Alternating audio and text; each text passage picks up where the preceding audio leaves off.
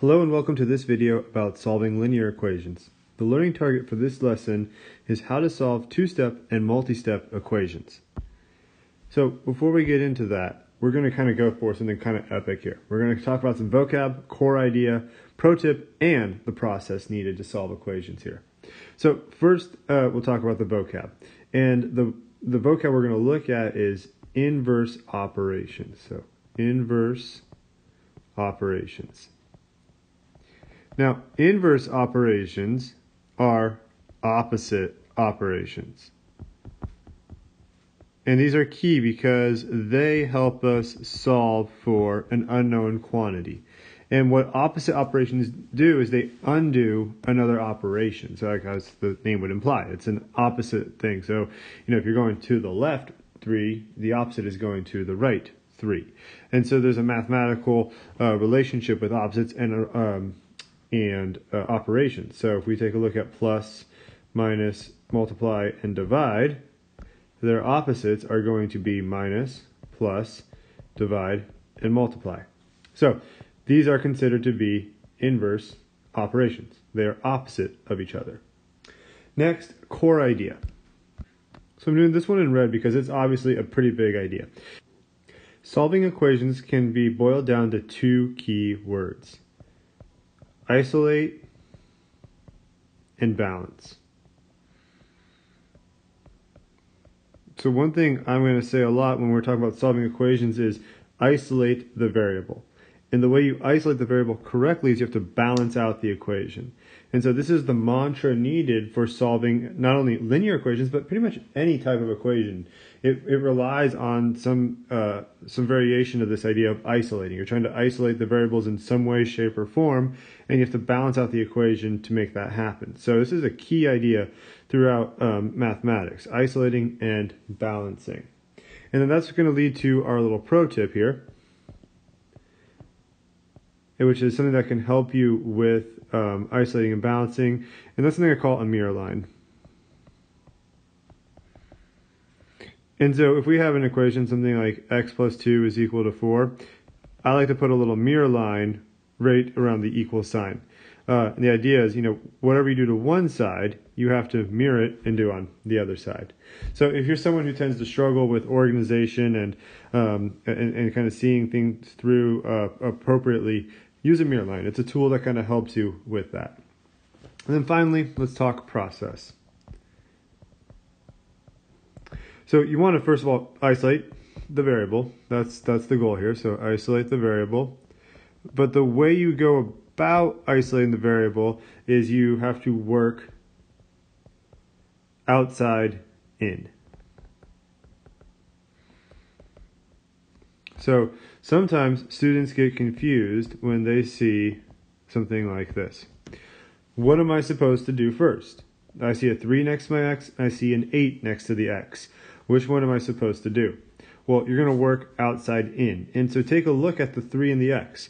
See how they're really close together and how the 8 is way over there? That 8 is further outside. And so you'll take care of the 8 before you take care of the 3, if that makes sense. So work outside in. So now that we've gone over all of those things, so just a quick recap here. We did some vocab. Talked about inverse operations. We talked about the core idea of isolating and balancing. I gave you a pro tip, and we talked about the process needed. Let's move on to some examples. So our first example, 3x plus 10 is equal to 31. So pro tip, use that mirror line to kind of help balance things out, because that's what it's all about, isolating and balancing. So we're going to work outside in. We want to get rid of this 10 first. And the way we're going to do that is use an inverse operation. So we need to subtract by 10. I don't want you to think we're dividing by 10. We're subtracting by 10 because here we're adding. So these two undo each other. And if we do it on one side, we have to do it on both sides. And so we'll get 3x is equal to 21. And now, again, some students might get confused by this. What's happening between that 3 and the x? It's multiplication. So maybe a multiplication dot would be a better thing to draw there. But yeah, that's what you're doing, is you're multiplying the 3 and the x. So if you want to undo it, you have to divide. And so x equals 7. Let's do another example. Okay, in this one we have negative 4x minus 9 is equal to 21. Again, I'm going to do a mirror line, and I'm going to work outside in. So that means, outside in. We're going to go plus 9, so take care of this first, and then mirror on that side. And so we'll have negative 4x is equal to 30. Divide both sides by negative 4, divide by negative 4. Another mistake I've seen students make in the past is not dividing by negative 4. You have to divide by this entire number here, not just the actual number itself. And so now x equals negative 30 over 4, which we can reduce to 15 over 2. And that's a totally acceptable answer with solving equations. All right, one more easy example, and then we'll kick things up a notch. So this is the same stuff, but it just looks really differently, and it tends to throw people off. So this is no different than 2x plus 5 is equal to 12, but it's x divided by 2. So we're going to do the exact same thing we've been doing, where we subtract 5 from both sides, and then we'll have x over 2 is equal to 7. And now we need to multiply both sides by 2 because that's the inverse operation. Remember, fractions are division. So to undo division, you got to multiply. The 2's disappear on the left, and we're left with 14 on the right. All right, now that's the straightforward examples. Let's spice things up a little bit. So we might have something that's a little more complicated than just a two-step equation. And so we could start using properties. So we might mix in the distributive property like this one right here and have to solve with that.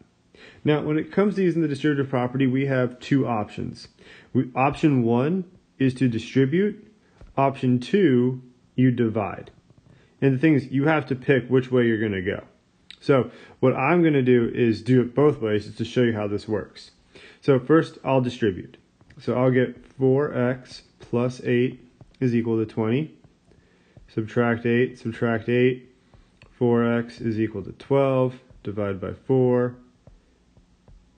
X equals 3. All right. Next, we'll do the division. So I'll choose to divide by 4 on both sides right off the bat.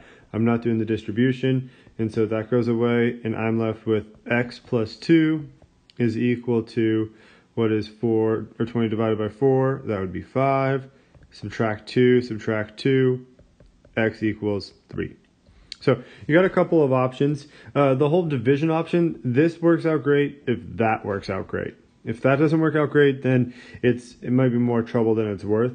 But since 20 is a multiple of 4, it was a good choice to do that, or it's a viable choice to do that. All right, let's look at 2 more examples, and then that'll be it. So example number 5. Here, we're going to combine like terms. Okay, so what we have to do is identify some like terms, 3x and x, add those up to get 4x plus 7 is equal to 11, and then subtract 7, 4x is equal to 4, divide both sides by 4, and x equals 1. So that's another way we can spice things up, is you have some uncombined like terms that you need to combine first. And then finally, we could have a combination of the both. And that's exciting stuff right here. So negative 2 times the quantity x plus 3 is equal to 5x plus 4 minus 3x.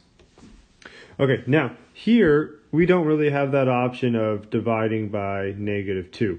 Because if we tried to do that, it doesn't do us any good. Like 5x, 4, and negative 3x are not multiples of 2. So it is not really a viable option. So what we have to do is distribute with this one.